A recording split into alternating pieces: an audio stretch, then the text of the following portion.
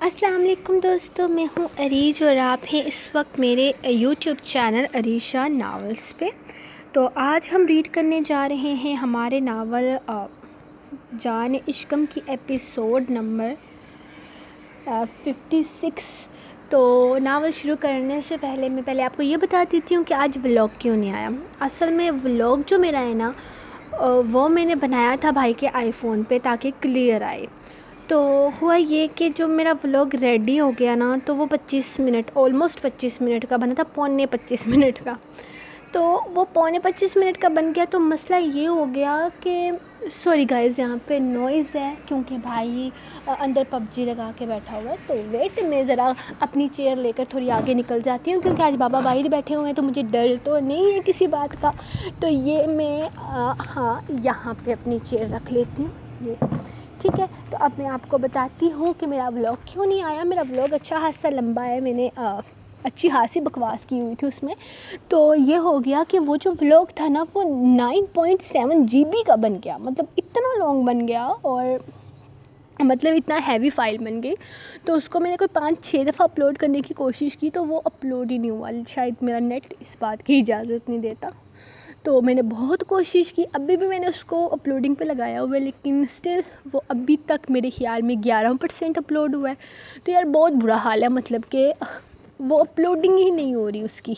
تو ہے تو چھوٹو سا ہی 25 منٹ کا، اتنا بھی لمبا نہیں ہے تو، لیکن وہ اپلوڈ نہیں ہو رہا۔ پتہ نہیں کل تک ہوگا یا پھر کل صبح تک ہو سکتا ہو جائے یا پھر کل دوپہر تک ہو جائے، لیکن ہو جائے گا، آپ کو ولاگ میرا مل جائے گا۔ تو میں اس کا لنک اپنے فیس بک کے چینل پر فیس بک کے پیج پر اپلوڈ کر دوں گی۔ ایون میں آپ کو مزے کی بات یہ ہے کہ میں ایک کمپٹیشن سٹارٹ کر رہی ہوں اپنے پہلے میں نے کمپٹیشن سٹارٹ کیا تھا جس میں نے بہت سارے اپنے ریڈرز کو گفٹ دیے تھے، میرے خیال میں 20 ریڈرز کو گفٹ دیے تھے میں نے۔ تو میں ایک اور کمپٹیشن لا رہی ہوں اپنی ای بک کے حوالے سے۔ تو یہ والا جو کمپٹیشن ہوگا نا، یس یہ آپ لوگوں کے لیے ہوگا، صرف اور صرف یوٹیوب کے ریڈرز کے لیے۔ تو کمپٹیشن کیا ہے یہ میں آپ کو بتاتی ہوں۔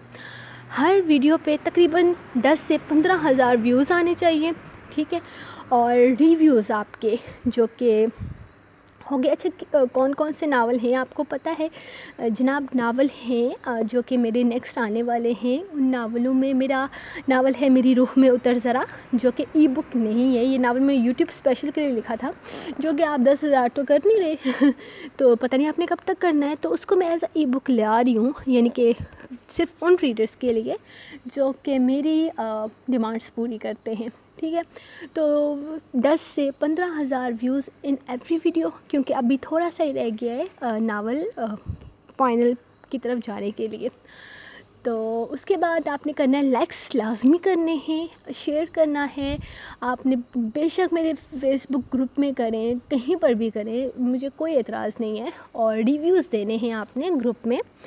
تو زیادہ سے زیادہ آپ نے ایڈٹس جیسے آپ لوگ بناتے ہو، مجھے سمینہ رانا، علیزہ خان اور بہت سارے ماہی خان، میں اگر کسی کا نام لینا بھول جاؤں تو ریئلی سوری، لیکن آپ سب کی ایڈٹس مجھے بہت زیادہ، شیخ سوزین، شاید اگر میں غلط نام نہیں لے رہی تو شیخ سوزین، اور بہت سارے ریڈرز آپ لوگ بناتے ہو ایڈٹس۔ تو آپ ایسے ایڈٹس بناتے جاؤ اور میرے لیے ایڈٹس وہ کرتے جاؤ، تو آپ سب کا نام آئے گا لسٹ میں۔ تو میں دیکھوں گی کہ وہ کون ہوں گے 20 ایسے نیکسٹ لکی ونرز جن کو ملے گی میرے ای بکس پلس، اوکے، جو فرسٹ پوزیشن لیں گے نا ان کو ملے گی میری روح میں اتر ذرا ناول، جو کہ اسپیشل یوٹیوب ریڈرز کے لیے آنے والا تھا۔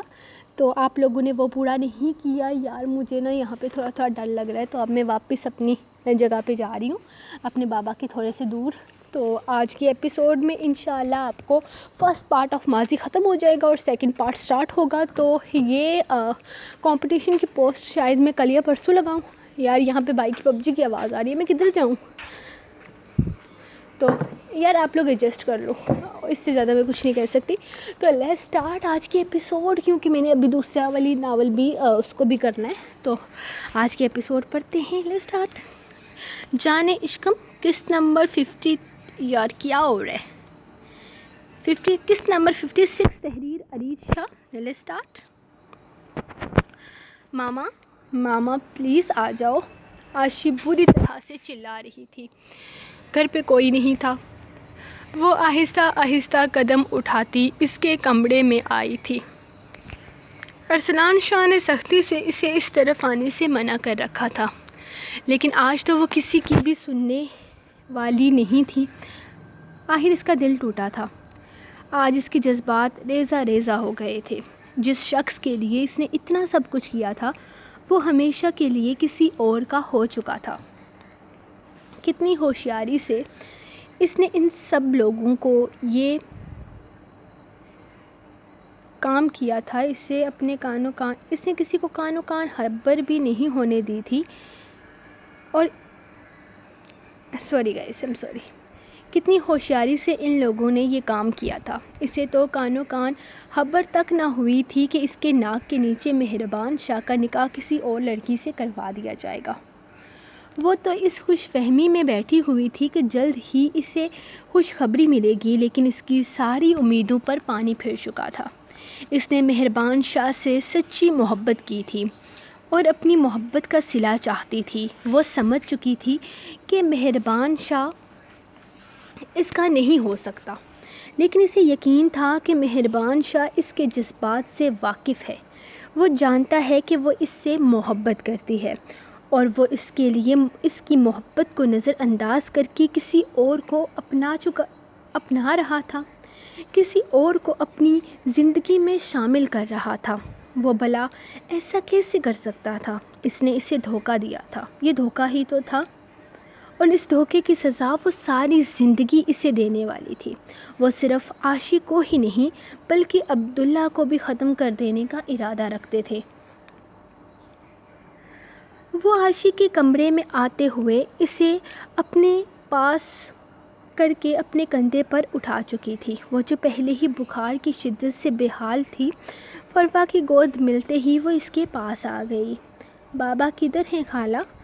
इनको बुला के लाओ मेरे पास। इसके कंधे से लगकर वो रोते हुए बोली थी। इसने आहिस्ता आहिस्ता इसकी पीठ थपकना शुरू किया। वो अब कभी वापस नहीं आएंगे आशी। हाँ, वो तुम्हारे लिए सौतेली माँ लेकर आने वाले हैं। तुम्हारी माँ की जगह किसी और को देने वाले हैं। और मैंने तुम्हें बताया था ना, सौतेली माँ कैसी होती है। वो बहुत जालिम होती है, बिल्कुल चुड़ैल की तरह। हर रोज़ आपको मारेगी, पीटेगी, आपके साथ बहुत बुरा सलूक करेगी। आपके बाबा ने आपकी मामा को मार डाला, इन पर बहुत जुल्म किया, और अब इनकी जगह आपके नई मामा लाने चले गए हैं। बाबा ने आपसे आपके भाई को भी छीन लिया, इन्हें भी मार दिया, और अब वो सबको मार देंगे, मुझे भी मार देंगे, आपको भी मार डालेंगे। इसीलिए अब हम यहाँ नहीं रहेंगे, हम दोनों यहाँ से चले जाएंगे। आप चलोगी ना मेरे साथ? मामू हमें लेने के लिए आ रहे हैं, वो इसे देखते हुए कह रही थी, जबकि आशी कुछ भी नहीं बोल रही थी। इसकी आंखें बंद होने लगी थी। इसे अपने साथ लगाते हुए वो आहिस्ता आहिस्ता सीढ़ियाँ उतरती नीचे की तरफ आ गई थी। इसने सामने वाले रास्ते से जाने के बजाय पिछले वाले रास्ते का इंतखाब किया था। इसने बासिल को पहले ही फ़ोन करके पिछले रास्ते पर बुला लिया था।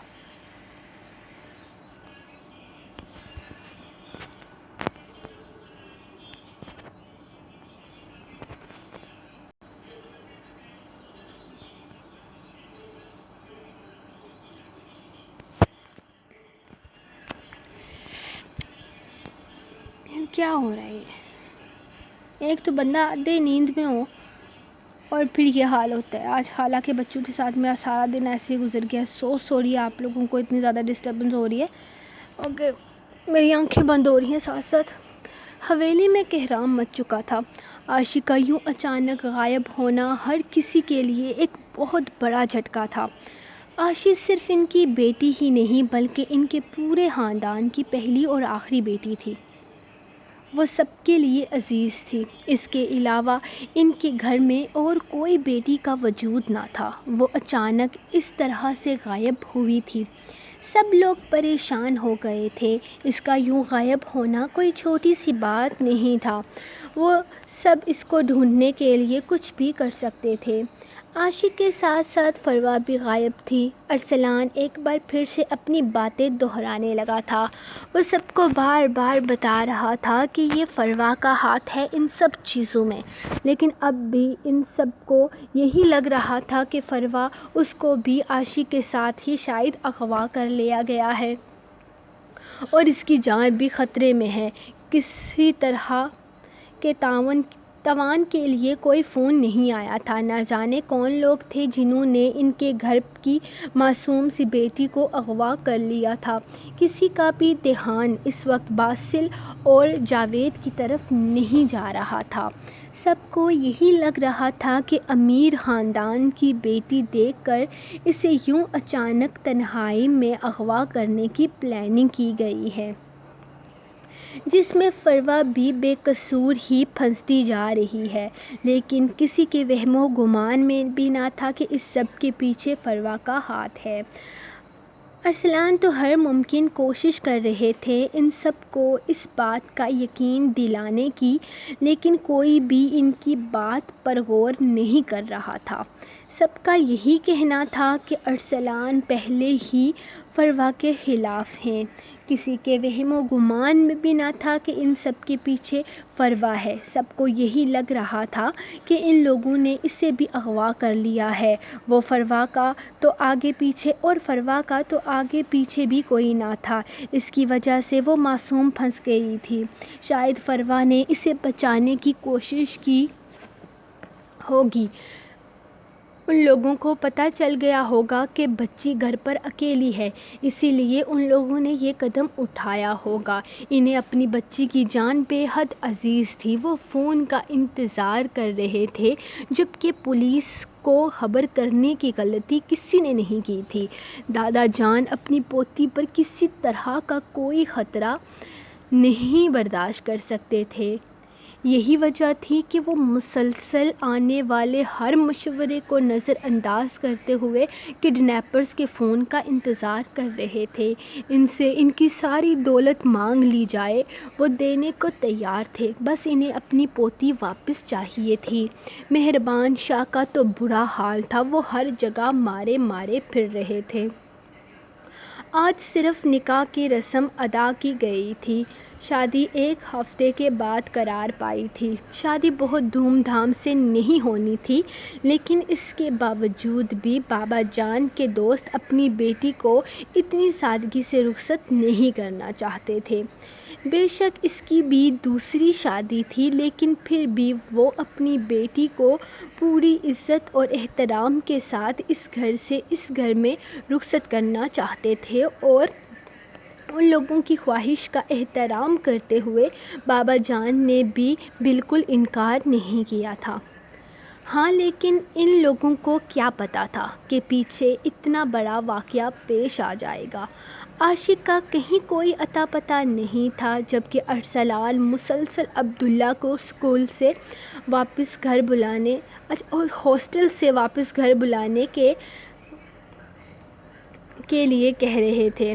یہ نہ ہو کہ جس طرح وہ لوگ عاشق کو اغوا کر کے لے گئے ہیں، اسی طرح عبداللہ کی بھی جان خطرے میں آ جائے۔ بابا جان نے اس کی بات کو بہتر سمجھا تھا، اسی لیے فوراً ہی عبداللہ کو لینے کے لیے ڈرائیور کو بھیج دیا تھا۔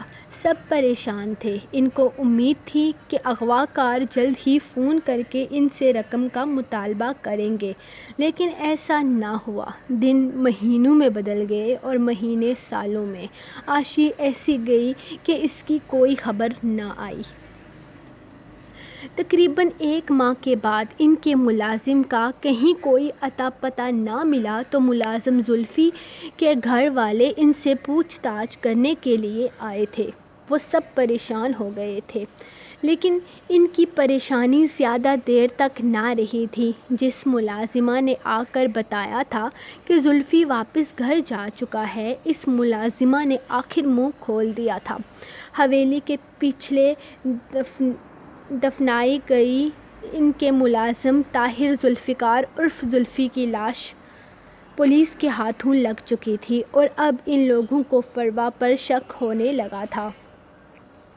پولیس سے لے کر بڑے بڑے سیکیورٹی ایجنسی تک رابطے میں تھی، لیکن کسی کو بھی عاشی نہ ملی تھی۔ جس طرح سے فروا اچانک گھر سے غائب ہوئی تھی، سب کو باسل اور جاوید پر شک ہونے لگا تھا۔ ارسلان تو اب بھی اپنی بات پر قائم تھے کہ سب کے پیچھے فروا کا ہاتھ ہے، لیکن فروا کی اچھائی پر یہ ساری باتیں غالب آ جاتی تھی۔ وہ سب کے ساتھ اتنے اچھے سے، اتنی محبت سے رہتی تھی کہ اس بات کا یقین کرنا بے حد مشکل تھا کہ وہ اس طرح کا کوئی قدم اٹھا سکتی ہے۔ لیکن وہ لوگ کیسے بھول گئے تھے کہ فروا کوئی اور نہیں بلکہ جاوید اور باسل کی بہن ہے۔ جن لوگوں نے خود اپنی بہن کا قتل کر دیا تھا، وہ لوگ اس کی بہن سے اچھی امید بھلا کیسے رکھ سکتے تھے؟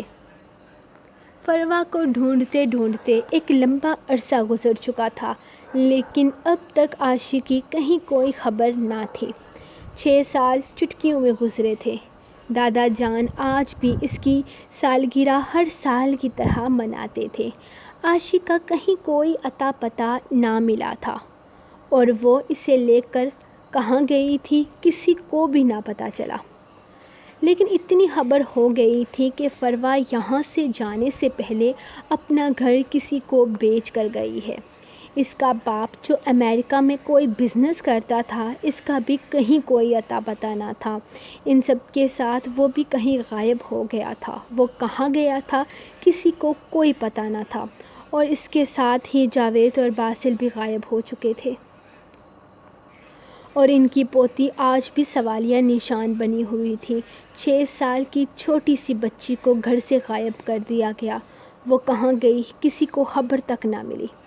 وہ لوگ اسے تلاش تو تب کرتے جب اس کا کوئی سرا ملتا۔ پولیس نے بھی ہاتھ کھڑے کر دیے تھے۔ ان کا کہنا تھا کہ ہمیں کہیں سے کوئی سرا ہاتھ نہیں لگ رہا۔ آپ کی پوتی کہاں گئی ہے ہم پتہ لگانے میں ناکامیاب رہے ہیں، لیکن ایک دن ویرانے میں انہیں فروا کے بڑے بھائی جاوید کی لاش بہت بری حالت میں ملی تھی۔ لوگوں کا کہنا تھا کہ اس کا قتل کر کے اس کی لاش کو یہاں پھینک دیا گیا ہے، لیکن اس کا قتل کس نے کیا تھا یہ بھی کسی کو پتہ نہ چل سکا۔ وہ لاوارث لاش انہیں کسی طرح کا کوئی فائدہ نہیں دے سکی تھی، اور پولیس نے بھی آ کر اس کیس کو ختم کر دیا تھا۔ ان کا کہنا تھا کہ آپ کی پوتی کی کوئی شناخت نہیں ہے، تو ہمیں اس بات کا شک ہے کہ شاید ان لوگوں نے آپ کی پوتی کا قتل کر دیا ہے۔ ان لوگوں کی اس بات نے جیسے دادا جان کو صدیوں کا بیمار کر دیا تھا۔ وہ تو جیسے کچھ بولنے اور سمجھنے کے قابل ہی نہیں رہے تھے۔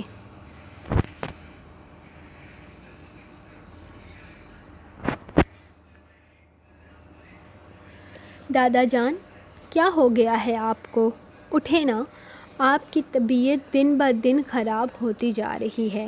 مقرر شاہ آج وہ پورے 24 سال کا ہو گیا تھا۔ اس کی سالگرہ تھی، اور سالگرہ والے دن وہ سب سے پہلے اپنے دادا جان سے ملنے ان کے کمرے میں آیا کرتا تھا، لیکن ان کی حالت دیکھ کر اس کا دل ہمیشہ برا ہو جاتا۔ جس کے پاس تم جیسے جوان ہوبرو پوتے ہوں، اسے بھلا کیا ہو سکتا ہے؟ دادا جان نے مسکراتے ہوئے مقرش کو کمرے میں بلایا تھا۔ نہیں دادا جان، آپ کی طبیعت بہت خراب لگ رہی ہے۔ آج میں نے ڈاکٹر کو بلایا ہے، وہ آ کر آپ کا چیک اپ کرے گا۔ اور ان کے پاس ہی بیٹھ کر کہنے لگا، میرا علاج ان دوائیوں میں نہیں ہے مقرر شاہ، میرا علاج تو میری پوتی میں ہے۔ 8 سال ہو چکے ہیں اسے غائب ہوئے، اور میرا دل کہتا ہے کہ وہ زندہ ہے، لیکن وہ کہاں ہے میں کیسے پتہ لگاؤں؟ آپ مجھے اجازت دیں دادا جان۔ اس نے ایک بار پھر سے ان کا ہاتھ تھامتے ہوئے ہمیشہ والی بات دہرائی تھی، نہیں مقرش، ہم نہیں چاہتے کہ تم ایک سائے کے پیچھے بھاگو۔ یہ تو ہمارا یقین ہے کہ ہماری پوتی جہاں بھی ہے وہ زندہ ہے، اور اگر ہمارا یقین غلط ہوا تو تمہاری زندگی برباد ہو جائے گی۔ نہ جانے کتنے دن، کتنے مہینے، کتنے سال تم اس کو ڈھونڈنے میں لگا دو گے۔ اگر وہ ملنی ہوتی تو ان 8 سالوں میں مل چکی ہوتی۔ شاید ان لوگوں نے اپنا بدلہ پورا کر لیا۔ شاید ان لوگوں نے میری پوتی کو، اللہ نہ کرے دادا جان، اس سے کچھ نہیں ہوگا۔ آپ مجھے اجازت تو دیں، میں اسے ڈھونڈ لوں گا۔ تم اپنی پڑھائی پر دھیان دو مکرش، تمہیں سیاسیات میں اپنا ایک مقام بنانا ہے۔ بہتر ہے کہ ان چیزوں پر غور کرو جو تمہارا مستقبل بنائے۔ بابا جان کی سخت آواز پر اس نے مڑ کر دروازے کی جانب دیکھا تھا، جہاں وہ کھڑے اسے سخت نگاہوں سے گھور رہے تھے۔ وہ اکثر اسے دادا جان کے سامنے عاشی کے بارے میں بات کرنے سے منع کرتے تھے، لیکن وہ مجبور ہو جاتا تھا، کیونکہ دل کے کسی نہ کسی کونے میں اس معصوم کی ایک جھلک تو تھی جس سے وہ بہت چھوٹی عمر میں اپنے نکاح میں لے چکا تھا۔ ٹھیک کہہ رہا ہے تمہارا باپ، تمہیں اپنے مستقبل کی فکر کرنی چاہیے مکرش، ہم تمہیں بہت بڑے مقام پر دیکھنا چاہتے ہیں۔ وہ اس کے کندھے پہ ہاتھ رکھتے ہوئے بولے تھے، آپ کو لگتا ہے میں عاشی کو ڈھونڈتے ہوئے اپنے مستقبل کی فکر نہیں کر پاؤں گا؟ آپ ایک بار اجازت تو دیں دادا جان، میں اسے ڈھونڈ لوں گا اور اپنا کریئر بھی بنا لوں گا۔ وہ انہیں یقین دلاتے ہوئے بولا تھا، جبکہ دادا جان جو اندر اس کے پاس آ کر رکے ہی تھے، اس کی ضد پر نفی میں سر ہلاتے ہوئے واپس کمرے سے باہر نکل گئے۔ تمہارا باپ ناراض ہوتا ہے ان باتوں پر مکرش، تم اپنے فیوچر پر دھیان دو۔ اگر ہماری پوتی کو ملنا ہوا تو کبھی نہ کبھی ہمیں مل ہی جائے گی۔ وہ اسے دیکھتے ہوئے مسکرانے کی کوشش کرنے لگے۔ ان کے قریب سے اٹھتے ہوئے مکرش نے آج ایک اور فیصلہ خود سے کر لیا تھا۔ ان کے قریب سے اٹھتے ہوئے مکرش شاہ نے آج ایک فیصلہ خود سے کر لیا تھا۔ اب دادا جان اسے اجازت دیں یا نہ دیں، لیکن اب اس نے سوچ لیا تھا کہ وہ خود عاشی کو ڈھونڈنے نکلے گا، کیونکہ اب بہت ہو چکا تھا۔ آخر کب تک وہ اپنے دادا کو مر مر کر جیتے دیکھتا؟ کیا وہ نہیں جانتا تھا کہ عاشی ان کے لیے کتنی اہم ہے؟ ان کے لیے ہی نہیں بلکہ اس خاندان کے ہر فرد کے لیے، اور اس نے فیصلہ کر لیا تھا کہ وہ عاشی کو واپس یہاں لے کر آئے گا۔ سو گائز، یہ رہی آپ لوگوں کی آج کی ایپیسوڈ، اور یہ دیکھ لیں میرے اس ایپ کی حالت بہت ہی بری حالت ہے۔ کوئی 25 بار تو میں ایک ہی وہ دیکھیں، میں ایک ہی چیز کو 25 دفعہ اس کو میں کاپی پیسٹ کرتی ہوں، پھر جا کر کہیں کوئی ہوتی ہے، اور بہت ہی بیکار ایپ ہے، اور وہ والا ایپ جس کو ہم ڈھونڈنے کی کوشش کر رہے ہیں وہ نہیں مل رہا۔ خیر، میں اپنی کوشش جاری رکھے ہوئے ہوں، کبھی نہ کبھی تو مل ہی جائے گا، اس کو میں نے واپس اپڈیٹ کر لینا ہے۔ تو باقی پاسٹ کا فرسٹ پارٹ ختم ہو چکا ہے، اب پاسٹ کا سیکنڈ پارٹ سٹارٹ ہو گیا ہے، جو کہ اب آگے ہوگا۔ جیسا انایا اور چناوت کی سٹوری، مکرم کی سٹوری، اب آپ کو جلدی وہ ساری سٹوری بھی ڈیلیٹ کر دوں گی میں، اسی ویک یا 10 دن میں سب سیٹ کر دوں گی، تو ہم واپس اپنے مستقبل کی طرف چلیں گے۔ ہمارے فیوچر جو ہو رہا ہے پریزنٹ، وہاں پر جائیں گے کہ کیا کیا ہونا ہے، تو ہم واپس اپنی اسٹوری تک آ جائیں گے۔ لیکن تب تک کے لیے آپ لوگ میرے اس کمپٹیشن کو، جس کی میں پوسٹ تیار کر دی ہوں، ابھی نہیں کر پائی کیونکہ ابھی مجھے بہت نیند آ رہی ہے، تو ابھی میں سو جاؤں گی، صبح نماز کے ٹائم اٹھوں گی تو تب میں ایپیسوڈ لکھوں گی آپ لوگوں کی صبح والی، تو انشاءاللہ کل دوپہر یا شام تک پوسٹ لگاؤں گی کمپٹیشن کے حوالے سے، تو بی ریڈی، آپ لوگوں کو پہلے بتا رہی ہوں کیونکہ یہ یوٹیوب کا کمپٹیشن ہے۔ تو ملتے ہیں نیکسٹ ایپیسوڈ میں، تب تک کے لیے اجازت، اللہ حافظ۔ اب یہ